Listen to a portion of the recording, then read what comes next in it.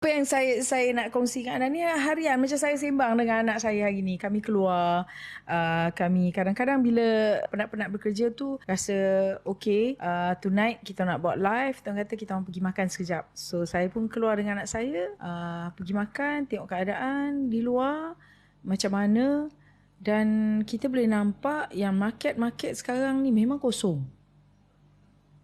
Right, bro? Ya. Memang kosong. Masih lagi, saya tengok tadi ada 3 orang anak muda. I think they stay on their own. Rental, maybe sharing rooms. Anak muda. Semua anak muda. Pakaian kemas, sopan orangnya. Saya tengok mereka membeli belah. Sampai saya menegur mereka. Sebab saya tengok they don't know what they want to buy. Because agak semuanya mahal. Jadi saya kata I'm offering. I cakap tak nak beli yang ini tengah arah harga dia offer. Kalau kita pergi ke supermarket besar, kalau kita nak sebut macam Lulu atau kita sebut Lotus atau kita pergi ke Ion, they have offer counter, yellow tag. Saya selalu panggil yellow tag. So saya nampak, saya comparing price, saya cakap it's quite reasonable. So benda tu banyak. Selalunya saya ni kalau nampak makanan, saya akan ambil makanan tu. Ambil makanan tu semua. Tapi bila saya tengok ramai yang berpusu, I prefer to share. For example, kat situ ada 10 bungkus offer. Saya akan ambil, saya panggil, ini offer ni elok. Saya suggest, ambil lah yang ini elok. Saya ambil yang bahagian saya nak, ambil lah. Kalau sekiranya orang tak ambil, saya pergi balik, baru saya ambil balik barang tu. So I can buy it all lah. Sebab saya nakkan benda tu. If not, I will share. Sebab dengan keadaan sekarang ni, semuanya mahal. Semuanya mahal. Lepas tu, kalau dulu saya beli kentang, kalau di Lotus, saya kena beli kentang banyak. Sebab saya campur beras. Saya kata, remember, I buy 70 kilo sebulan.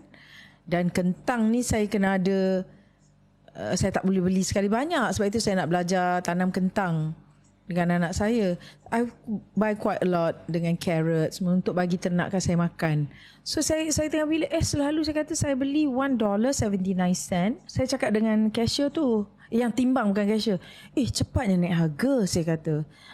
Ini itu hari RM1, 70 berapa sen saya tengok, maybe kita tahu at RM1.79 lah kentang. Hari ni dah RM2.80, maknanya $1 something different dia. And she said akan naik lagi. Ya, dia kata memanglah, tapi nanti naik lagi. Saya kata kalau kita mengulang balik pemakanan ini, kalau macam dulu kita ada choice untuk beli barang yang murah, right?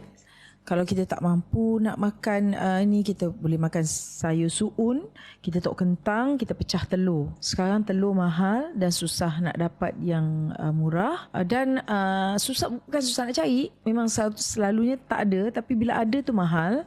Lepas tu kentang dah mahal. Sayur pucuk tu pun dah mahal. Kalau macam dulu tu kita boleh dapat lah RM1 lebih, kita ada complete set dalam tu kan. Sekarang you cannot get that much anymore. So saya kata kita rasanya akan tertekan lagi dengan kehidupan kita dengan semua harga meningkat. For example, beras memang dah naik harga kan. Kita tak habis lagi hilang isu-isu benda lain. Ayam saya faham. Ada yang harga sekian tapi ada yang bagi offer. Macam big market you can get a cheaper. Tapi tak banyak ya. Katalah you datang pergi, yang habis itu sajalah. Katanya peruntukan yang murah ini hanya 20 ekor satu hari. So siapa yang dapat belilah. Siapa tak ada, tak adalah. Macam tu, Then we have to go and buy yang ayam yang harganya berbeza. So saya rasa amat perit. Tapi tadi saya live dengan YB Viral. Saya berbincang mengenai Palestin. Saya dengar ulasan, saya belum I yet go through there lagi. Perbincangan di mana ucapan Perdana Menteri kita. Guys, anda semua yang sebaya dengan saya berpesan antara saya dan anak saya. Time. Masa tak tunggu kita. Masa kita mengejar masa. Masa tak tunggu kita. Masa terus berjalan. Tapi apakah yang kita dah kumpulkan kebaikan kita? Apakah yang kita dah buat kebaikan untuk diri kita atau dekat luar masyarakat? Tu saya kata dengan anak saya, wow, saya kata masa berlalu begitu pantas. Kalau kita nak buat sesuatu perkara tu, kalau kita rasa macam tadi ada orang yang marah saya, kau sibuk sangat pasal Palestin, kau duduk dekat kerusi tu. Ini semua pengikut pentap tak sup, saya tak tahulah. Pergilah kau kat sana berperang. Ikut sekali. Saya cabar dia, you go with me. I want to go. Kalau kita boleh pergi, kita nak pergi. Sebab kita tahu kematian itu besar tempatnya di sana untuk kita memperjuangkan jihad itu. So apa jihad itu yang kita boleh buat di sini? Inilah dia. Kita boycott barang yang mahal. Tapi I'll be honest with you, tadi saya pergi ke saya nampak coffee Starbucks memang kosong. Tapi ada je seorang ibu yang pakai tudung seperti saya, agak lebih hebat lagi pada saya, dengan anak dia minum di Starbucks. Dan saya kata, see, it's your choice. It's your choice. Kalau you rasa dengan belian satu orang saja tidak, it won't damage the situation, itu your choice. Tapi pada saya tetap nak boycott. Walaupun duit saya untung mereka hanya RM1. Kalau saya biar, saya beli, ibaratnya saya membunuh darah daging saya sendiri, keluarga saya sendiri. Sebab itu saya memang ambil kesempatan ini pada anda semua. If you can boycott. Kita tengok sekarang ni diorang bagi offer. You don't be tempting about that offers. Seriously saya cakap. Saya ada nampak offer Big Milo dengan dia bagi satu free Maggi. Tapi kalau harga Maggi 35 sen atau sekarang pun dah naik 50 sen sebungkus, kita dapat sebesar Milo, kita rasa tak rugi kalau kita boycott kot. Right?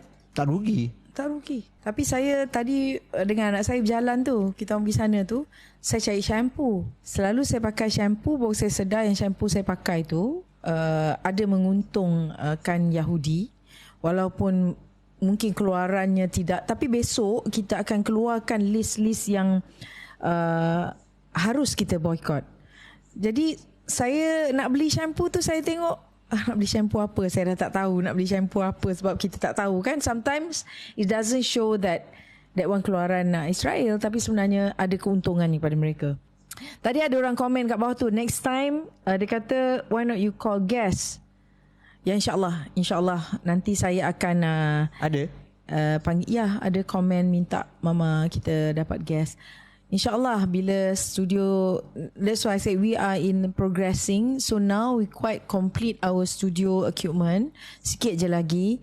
And then di studio luar, nak buat tu semua duit dik. Kena sabar, kena buat sikit-sikit. Kita ni biar berdikit. Nanti cantik lah macam bukit.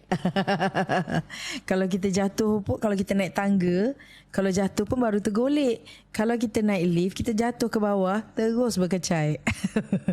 Jadi itulah saya nak cakap untuk hari ini mengenai boycott kita. Harus kita tegaskan pasal boycott ni. Kita memang menggalakkan kawan-kawan kita. You explain to them. You know, sometimes jangan ambil dia orang punya politik, dia orang punya putaran mengatakan kalau kita boycott nanti pekerja kehilangan pekerjaan. No, kita mesti berpegang rezeki itu pada Allah. Rezeki itu pada Allah. Banyak lagi kerja di luar. Ataupun you support the boycott and they have to pay your salary. They cannot, macam anak saya cakap. Anak saya kata, they cannot just simply sack you unless they have to give you warning. You know, we have law. They don't want to follow law, kita ikut law. Dan saya nak ingatkan anda, iaitu masa itu penting sangat. Yang nak saya kongsikan anda, sebab we got to enjoy our life. Dengan keadaan yang cantik. Kita tak boleh nak enjoy keadaan yang memaksa.